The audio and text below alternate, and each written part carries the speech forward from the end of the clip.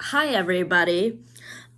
So I wanted to jump on here today to talk about a couple of things. I did not plan to do a live stream, but I have a few announcements to make regarding posting schedule, and I'm going to talk about some Disney sequel predictions and share a little bit more of the Friends fan fiction I've been writing. First of all, as far as reviewing movies goes, all of the movies, including book-based animated movies, are going to be reviewed at the beginning of April, so I have more time to gather all my notes together for reviews and rankings. The movies that I am reviewing in March are Romy and Michelle's High School Reunion, James and the Giant Peach, The Iron Giant, How to Train Your Dragon movies, and The Prince of Egypt. And the remaining book-based animated movies that we still need to watch are being wrapped up in those movies I just said.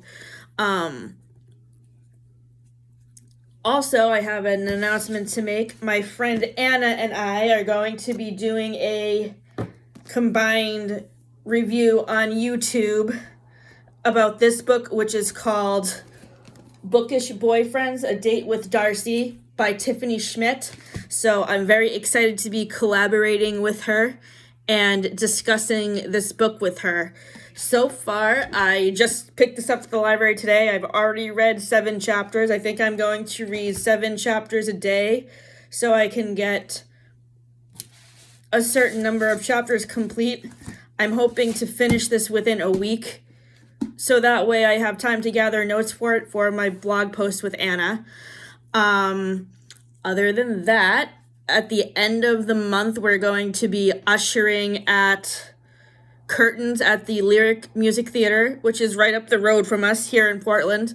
And also our boss from Vertical Harvest is coming to see our new apartment, so we're very excited to see her again because we last saw her at Thanksgiving when she came over to my parents' house for dinner. So next up, I wanted to talk about Disney sequel movie predictions for Zootopia. Let me just start this video over again.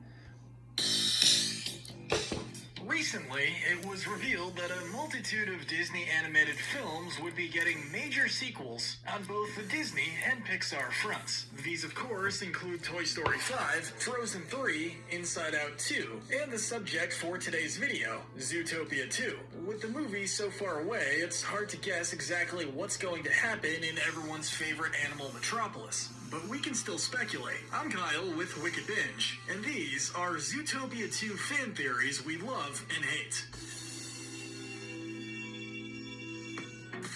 Oh, and real quick, a spoiler warning for anyone who hasn't seen the first Zootopia film. So, let's take a look at some of the most interesting fan theories about Zootopia 2. We'll start with a theory put forth by Reddit user .warner1993, which is Lionheart escapes prison. Mayor Lionheart was a major character in the original film, played by legendary actor J.K. Simmons. Near the midpoint of the film, Lionheart gets put in prison under false pretenses. I was trying to protect the city. Now, while his arrest is known to be for false reasons, the end of the film shows that he is still in prison, which goes to show how justice is carried out in the world of Zootopia. This theory puts forth that Lionheart would either escape prison or be let out as part of the plot behind the second film. It's unknown what other purpose he could serve, but at the very least, it would be the correct outcome for what happened to him. Now, let's be clear. While he is still in prison at the end of the movie, there is a sequel comic that shows he has been reinstated as mayor. However, it's unknown if the comic is canonical. So yeah, we have to mention that this feels almost necessary for the sequel in some shape or form.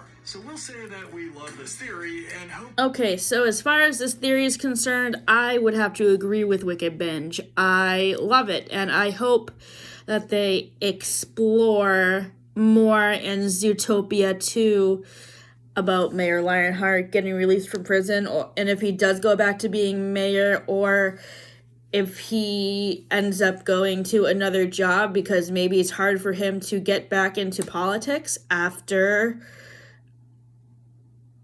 being in jail. So next up we have... that it happens. The next theory on our list is that Bellwether...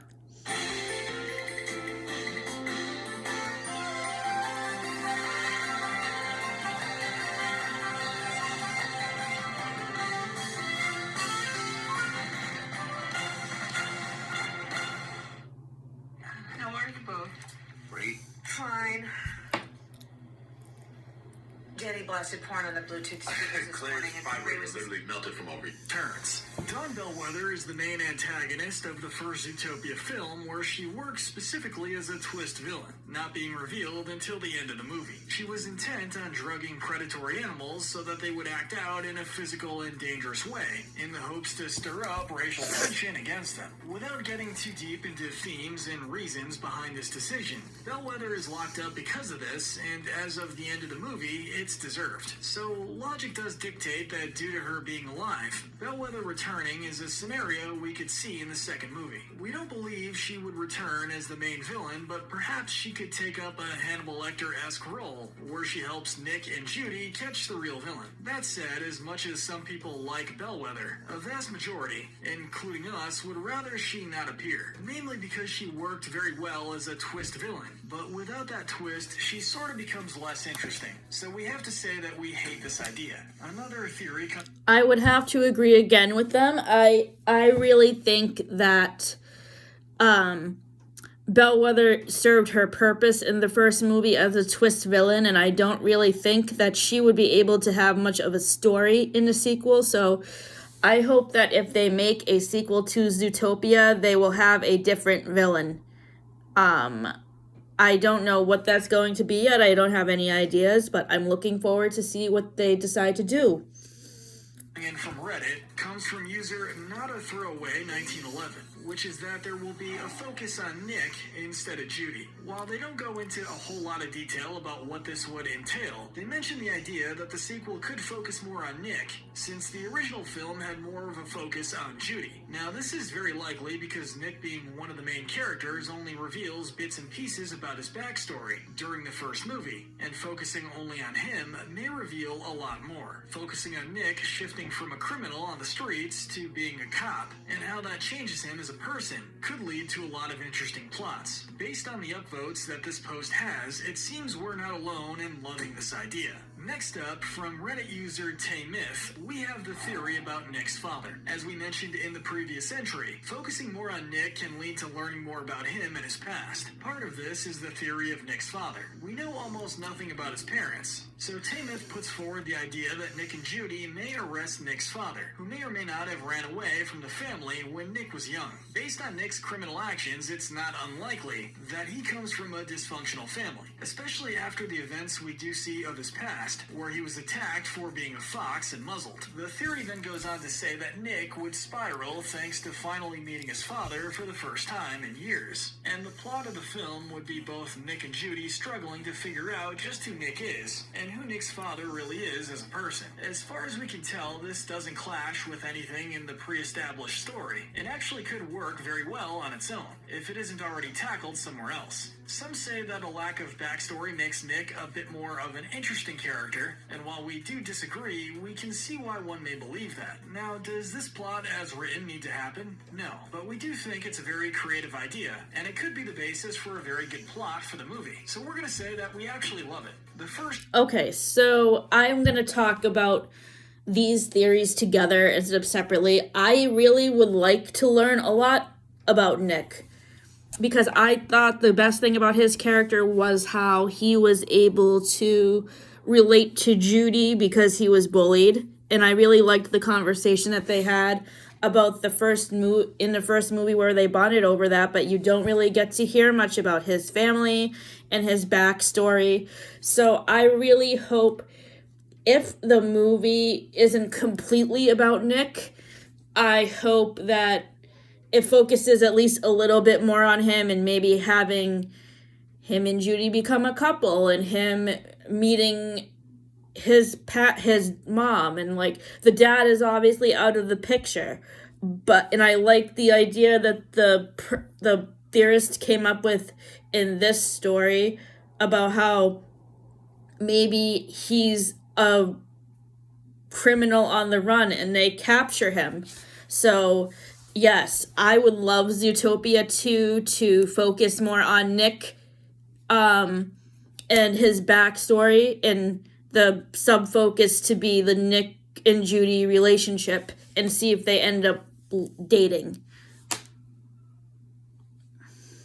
Of two entries based on Reddit user Evil Stevel the Knievel's comment is Nick and Judy are blackmailed. Now, as this is based on a comment, the context for this theory goes as such. Nick and Judy did a variety of less than above board things during the events of the film, such as using the mafia to rough up a key witness, and essentially become dirty cops. They're essentially caught on surveillance of some kind, and Mr. Big from the first movie ends up blackmailing them and using the footage against them. So either the two become dirty cops and help Mr. Big, or they have to deal with the ramifications of that issue. In either way, it would lead to a very interesting situation that we don't believe has been tackled by anything else Disney has ever done. The likelihood of Disney turning two of their protagonists into corrupt cops is virtually 0% in this era, but we have to say we do love the idea of turning Zootopia 2 into a far grittier story. Or, you know, as gritty as you can make a story about a city filled with talking Disney animals. Based on Ranker.com's list of 13 theories for Zootopia, we have Mr. Big's Mafia runs the police.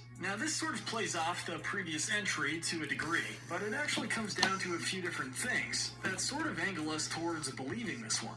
I told you never to show your face here again, but here you are. Basically, this theory puts forward the idea that Mr. Big has somehow intercepted and entered the higher ranks of the Zootopia Police Department, and is the reason behind the lack of pint-sized officers. This is, of course, beneficial to them, since that would mean there was no one small enough to police the Voles and their mafia. They also note that this may be changing due to the fact that Judy had befriended Mr. Big, and of course is the smallest officer in the police force. So of course this would make the whole plan less useful. That said, we have to say that we dislike this theory, mainly because it sort of recontextualizes a lot of the plot points from the first movie. Okay, so yes, I agree with what they said about this second theory about the mafia running the police. I don't think that would be a good idea for a sequel. As far as this first theory that they have about Judy and Nick being dirty cops, like, I don't like that theory either, because I don't really see the second Zootopia movie being a gritty crime drama, because Disney really isn't known for that kind of stuff, and I don't think they would have much of a audience for that among little kids, you know? So I disagree with both of those theories. It doesn't exactly sound like a plot that's worthy of following up the first film. From Bustle.com's article about potential for Zootopia 2, we have more of Zootopia's zone. Many of our customers describe their style as, I'll know it when I see it. At Young's, we understand that. So, we travel far and wide to make your search for the perfect room short and sweet. We get it. Seeing is believing. Young's Furniture. The most awarded SUV ever is the Jeep Grand Cherokee, available in 2 and 3 row options with seating up. It would be a bit of an understatement to say that Disney has left an indelible...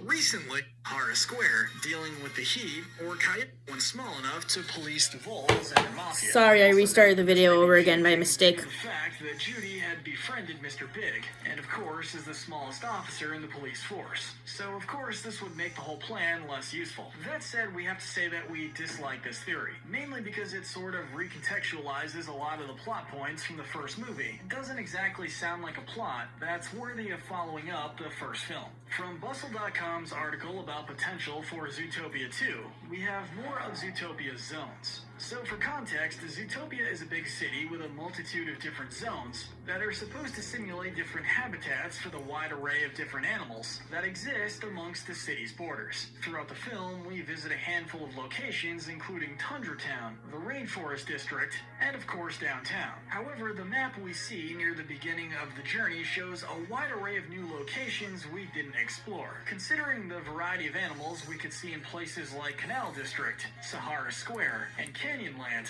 it could lead to some interesting situations and different crimes to tackle. Whether that be camels and hyenas in Sahara Square, dealing with the heat, or coyotes and bears in the Canyonland, there would be a lot to explore. Considering how big of a city Zootopia is, it's quite the surprise we see so little of it in the first movie, and we would definitely want to see more. So it goes without saying that we love this idea. So yes, I would have to definitely agree with WickedBinge on this theory. I think in the sequel, it would be really, really great to see more of the different areas of Zootopia and learn more about the different groups of animals that live in those communities, because we, as they just said, we don't get to see a lot of other groups of animals in the first movie, so it would be really nice to get to know more about the other animals and how they interact with each other.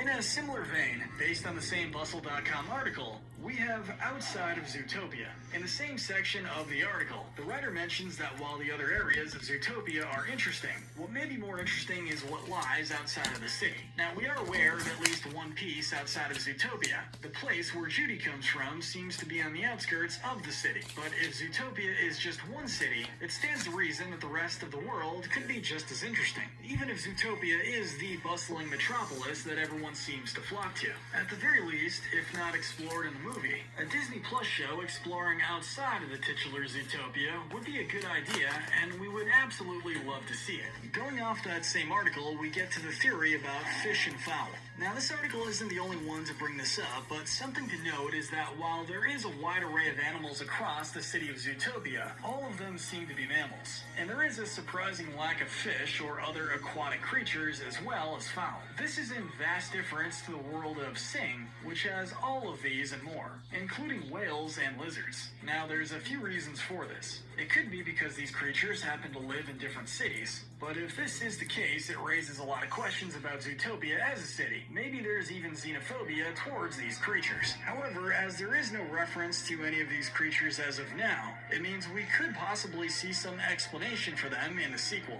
It's not necessarily super important, but we'll say that we'd like for this to at least be referenced in the second film. So we like this idea. The penultimate entry on this list... I would have to agree with both of these entries. I would love to see either these two things be incorporated into either the sequel movie or a Disney Plus cartoon that focuses on the different communities of Zootopia and why there are not so many fish and fowl, and maybe if there's like a racial thing going on with why there isn't so many fish and fowl. So yes, I agree with what they said about both those theories. I think they are both very interesting. It is still based on that Bustle.com article, a genre shape. Over 100 2023 trucks in stock at Quirk Chevrolet in Portland. Find adventure with the tough and dependable Chevy.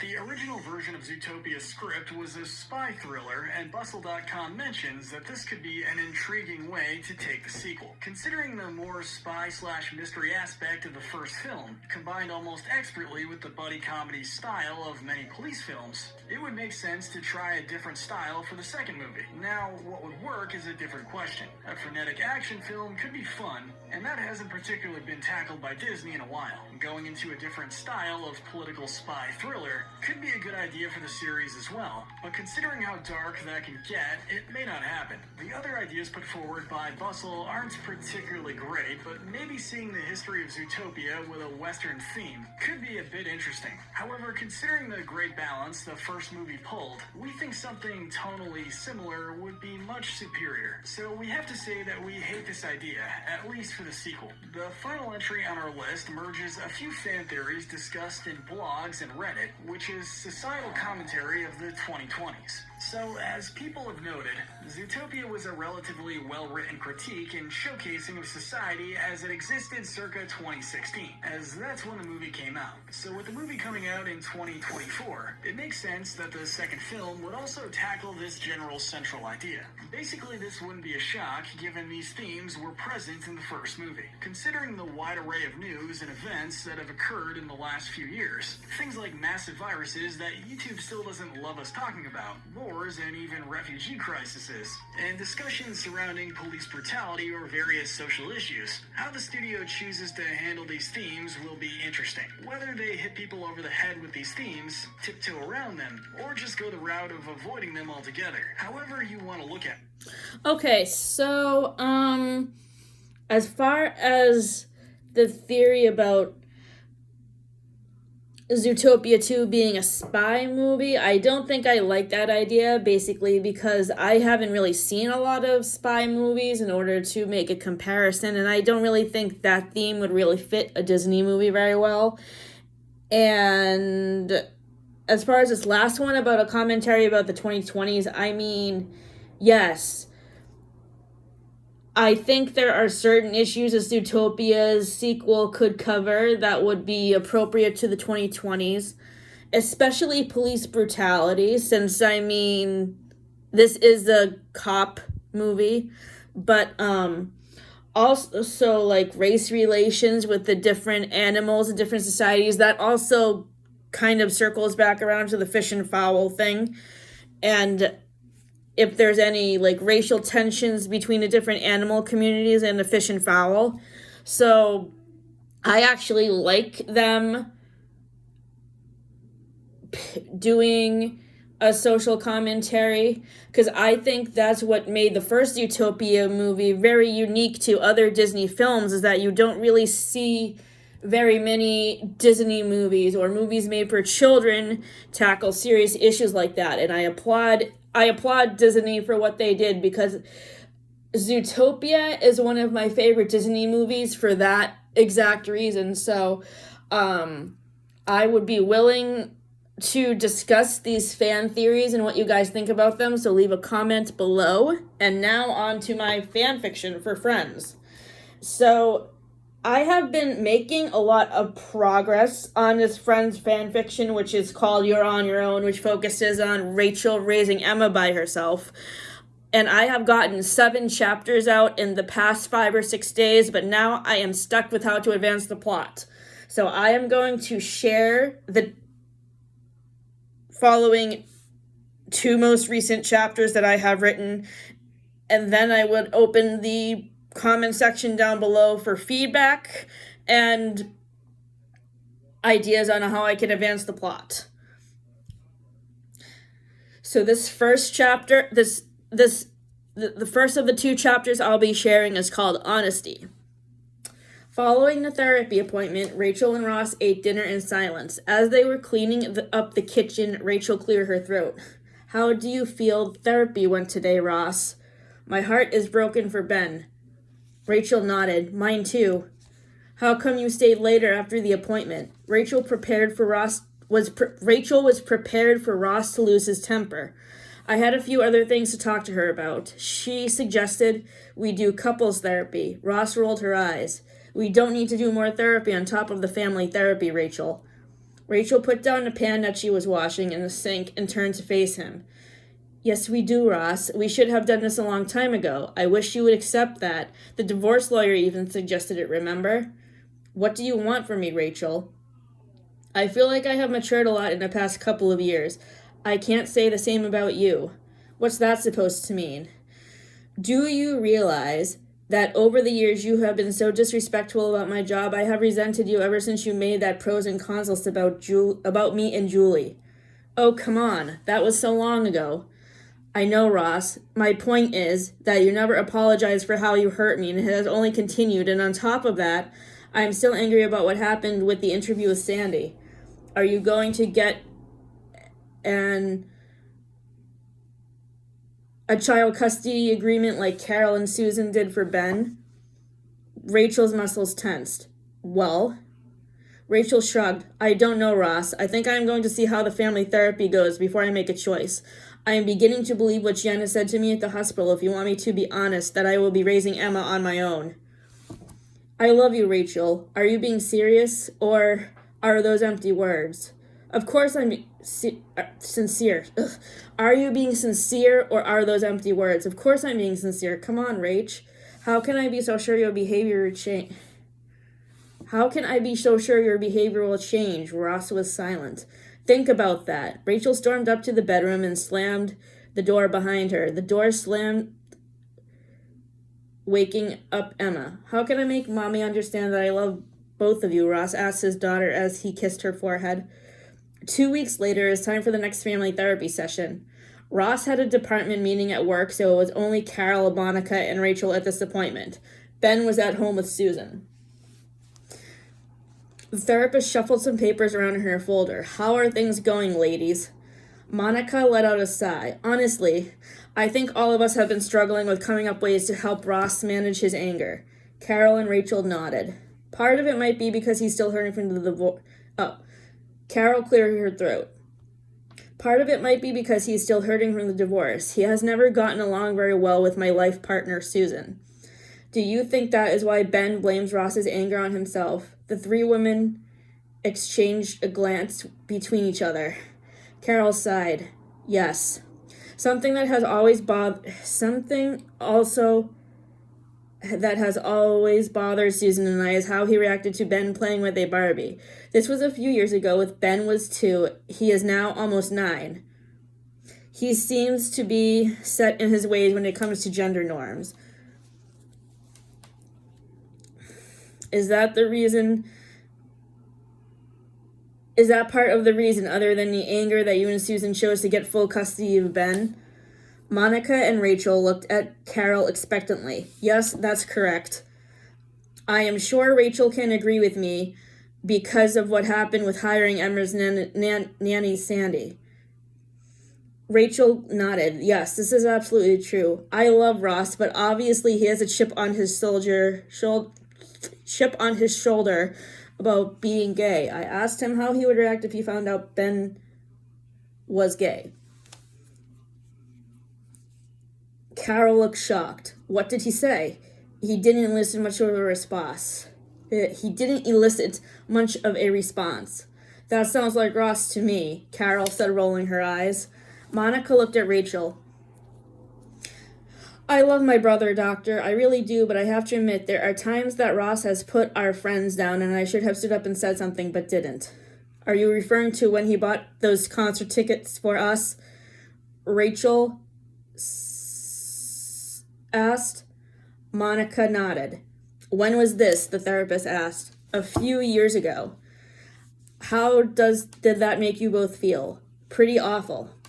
I told him that the rest of us felt small because some of us in the friend group do not have the money to afford expensive tickets, and he didn't seem to care much. Rachel said. Rachel, did you ever approach Ross about your past relationship transgressions like we discussed? Rachel nodded. How did that go? Rachel let out an exasperated sigh. Pretty horrible. I don't think he'll ever apologize. Did he agree to doing couples therapy? Rachel shook her head. No, he doesn't think that we need it, even though the divorce lawyer suggested it. Monica stared at Rachel. How come you never told me that? Rachel shrugged. It has never come up in conversation before now. Rachel, would you consider getting a child custody order against Ross like I did? Carol asked. I think Ross needs time to work through therapy, and then I will make a choice. That's exactly what I told him. Rachel said. Do you see Ross really following through with all this therapy, though? Carol asked. Rachel sighed. I don't know. I really don't. All I can do is hope. Rachel, are you prepared for the possibility to raise Emma on your own? The therapist asked. Rachel smiled at Monica. Yes, I have a great support system behind me if Ross does not prove he is mature. What can we do to help Ross control his anger? Monica asked. The therapist adjusted her glasses. Perhaps group meditation may be helpful. That might reduce the tension all of you might feel around him. Are there any parent-child meditation classes that Ross and Ben could do together? Carol asked. There should be. I would suggest that you all go to the YMCA together and look into it. Carol, Monica, and Rachel nodded.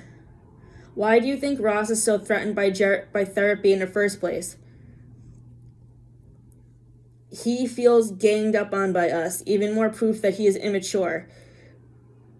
We care about him and how our relationships with him are impacted by his behavior, Rachel said. Why do you think he has so many issues with homophobia? The therapist asked. I remember him telling Sandy that his dad said he should have played with more masculine things, such as... Monica chimed in. He is a paleontologist, so he played with a lot of dinosaur toys as a kid. I am not sure why Dad had an issue with that. He never explained it. Do you and Ross get along well with your parents? The therapist asked. Oh boy, are you opening up a wound? Rachel asked. Rachel said. Monica sighed. My parents play favorites with Ross. This makes me more competitive with him. I have always hated that. My mother and I have never gotten along, and that is partly the reason why. What do you think the reason for the rest of the resentment could be? Trust me, my family and I have been going through another therapist for years.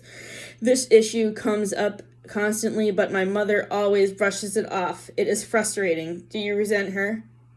Monica sighed. Yes, I do. Have you told your parents about Ross's anger management problems? Monica shook her head. No, neither of us have mentioned that to them yet. Do you think that may encourage them to come to these appointments? Monica shook her head. We'd probably make an appointment with our prior family therapist, to be honest. It's been a while since we have last seen her. Do you think your parents will think of ways to help Ross with his anger? Monica shrugged. I don't know. That would be great, though, since I have no clue what to do. I hope they'd be able to put their favoritism aside to help me out. Rachel squeezed Monica's hand. Do you think we should talk to them together? I've been thinking of involving my parents in this, too. That would be great, Rach. The therapist looked at the clock. Our time is pretty much up. Should we schedule a new appointment? Rachel and Monica nodded. If you want our parents to come, we should probably talk to them so they can check their schedules. Rachel said. Great job today, ladies. We made some great progress. Carol, Rachel, and Monica gathered their bags and jackets. Carol, do you feel comfortable seeing my parents again? I know it's been years since you and Ross have been together, Monica said. Carol nodded. Yes, I look forward to seeing them again and seeing how they can help us out. Carol had parked in a different area of the parking lot, so Rachel and Monica walked to their cars together. Carol had parked in a different area of the park... Oh. Why are you nervous to tell your parents about Ross's anger management? Rachel asked. You saw how they acted at Thanksgiving a few years ago when we were going back and forth revealing our secrets to them. They immediately took Ross aside. Trust me. I think they'll see things from our point of view when we explain how this will impact raising Emma. They'll put favoritism for Ross aside and help us with coming up ways to help manage his anger. Monica sighed. I hope you are right, Rach. Rachel kissed Monica's cheek. Try not to worry, okay? Monica nodded. Okay. Have a great night at work, Mon. Thanks, I'll try. Love you, Rach. I love you too. When is the next time you guys will be at Central Perk? I'll bring Emma with me. 11:30 a.m. on Friday. Sounds good to me. Rachel unlocked her car. She really hoped that her parents and Mr. and Mrs. Gellar would be able to help out with ways to help Ross with his anger management. She was at a loss and was reaching a point where she was considering leaving Ross altogether because she was starting to have doubts that his immature behavior was going to change. This next chapter focuses around Chandler and Monica having a discussion about the family therapy. P.S. I own no characters from Friends. Monica got home from work at around 11:15 p.m. Chandler was waiting for her on the couch reading the Evening New York Post. How was work? Her husband asked. Really busy. I'll be back in a few minutes. Let me hop in the shower and get changed. 15 minutes later, she joined her husband on the couch and curled into his side. Chandler kissed Monica on the forehead. How did the counseling appointment go earlier tonight? Great. We made a lot of progress. She suggested we should try group meditation at the YMCA. Do you think that Ross would be interested in trying that out? There was silence. Chandler, what's wrong? Chandler cleared his throat. Yeah, he might be willing to do that, but Carol can't be there with you. What do you mean? She wants Ben to be part of it too. Ross thinks that you and Rachel should just be doing the family therapy and not Carol. Monica was shocked. What are you talking about? Ross is still mad at Carol about the child custody agreement, Monica. That's why he doesn't want Carol and Ben to be part of the family therapy. But Carol suggested this in the first place. It's supposed to be beneficial to all of us. Chandler sighed. I know that, and I agree with you that Carol and Ben should be involved in the therapy. Ross is being such a pain about this. Does he still feel ganged up on? Chandler nodded. I think that is part of it. Monica rolled her eyes. Go figure. If Ross is pissed about Carol and Ben being part of the therapy, he's not going to like the other suggestion the therapist made today. What was that? Involving my parents in this. Chandler let out a low whistle. Could this be any more confusing? This is no time to be sarcastic, Chandler. Chandler's eyes suddenly misted over. Actually, I'm being serious for once, Monica. Getting your parents involved will only make things worse. Don't you think that they still may hold resentment towards Carol for cheating on Ross with Susan? Monica paused for a minute or two before speaking. Again. Good point. It couldn't hurt to ask them that. Are you just as worried as I am that my parents will take Ross's side if they come to a therapy session with us? That's just the thing, honey. They won't be coming. What do you mean? I haven't even spoken to my parents yet. I was going to call them in the morning. Ross is probably not coming back to counseling, Monica. Not if Carol will still be coming. Monica's eyes widened. No, you've got to be kidding. If he stays, I am thinking that Carol may change the custody agreement. What? Did she mention that today? No, she didn't. But that's what kind of positive outcome doing this therapy could possibly have if he sticks with it. Joey, Phoebe, and I tried to get him to change his mind, but he won't buzz. But what about his relationship with Rachel and Emma? Doesn't he care about that?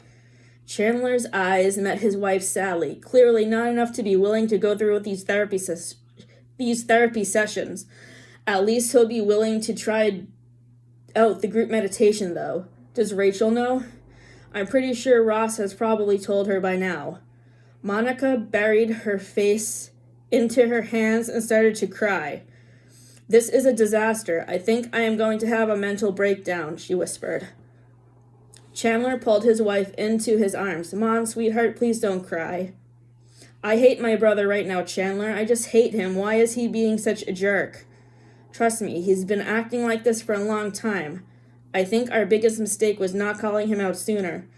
He destroyed his relationship with Ben, and now he is doing the same thing with Rachel and Emma. The hardest thing for me to do is admit that to myself, Chandler whispered. I wish that he would cooperate. Chandler nodded. So do I. We also talked about the time he bought us those concert tickets that we couldn't afford at counseling. I don't think calling him out on his behavior matters. He doesn't care how he is impacting other people. Deep down inside, I think he does care about us. I have a hard time believing that. Personally, I think Rachel does too. Are you starting to believe what Janice said to Rachel at the hospital? Monica asked her husband. About her raising Emma by herself? Monica nodded. Chandler hugged Monica tightly and kissed her forehead. As hard as a wake-up call as that is, yes, I am. Are you? Ross has obviously proven that he is immature and also very homophobic, so yes, I definitely agree with Janice. We'll help Rachel get through this, Chandler said. I know. I love you, Chandler, Monica whispered. Chandler glanced up at the ceiling. Ross, buddy, I hope you realize how bad your choice is fucking things up, and that you'd reconsider, he thought to himself. He tilted his wife's face upward, kissed her lips, and wiped her tears away gently. I love you too, Monica. So, please let me know where you think I can progress the plot of this story. I'm hoping to not have all of the chapters be focused around the family therapy sessions because I think that's going to get boring for readers. So these chapters are set after the episode, the one with the male nanny. So if you guys want me to direct the other chapters to be focused around other episodes in seasons 8 through 10, please let me know, because that might help me progress the plot a little bit better. Thank you for watching. Have a great day.